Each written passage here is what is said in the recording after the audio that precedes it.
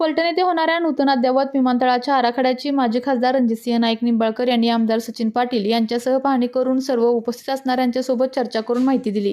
यावेळी आमदार सचिन पाटील, ॲडव्होकेट सौ जिजामाला रणजितसिंह नाईक निंबाळकर, नगराध्यक्ष शमशेरसिंह नाईक निंबाळकर, सौ मनीषाताई शमशेरसिंह नाईक निंबाळकर, फलटण शहरातील नगरसेवक, पदाधिकारी आणि मान्यवर उपस्थित होते। या नव्यानं होणाऱ्या विमानतळाच्या आराखड्याची पाहणी करून उपस्थितांना याबाबत माहिती दिल्यावर सर्व उपस्थितांनी याबाबत समाधान व्यक्त केले।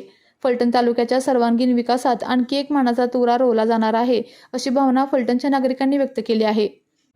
विविध कंपन्यांमध्ये जॉब मिळवण्यासाठी किंवा स्वतःचा उद्योग व्यवसाय करण्यासाठी 1 वर्ष कालावधीचे महाराष्ट्र शासनाचे तांत्रिक कोर्सेससाठी Patil electronics institute Satara. Electrical supervisor, automobile mechanic, electrical wireman, motor winding, 2 wheeler 4 wheeler mechanic, computer operator, computer hardware आणि डिप्लोमा कोर्सेस। पात्रता 10वी 12वी, एसटी पासची सोय। Patil electronics institute, Radhika road, Satara 98 220 97 071। 1986 पासून तंत्र शिक्षणामधील अग्रेसर संस्था पाटील इलेक्ट्रॉनिक्स इन्स्टिट्यूट।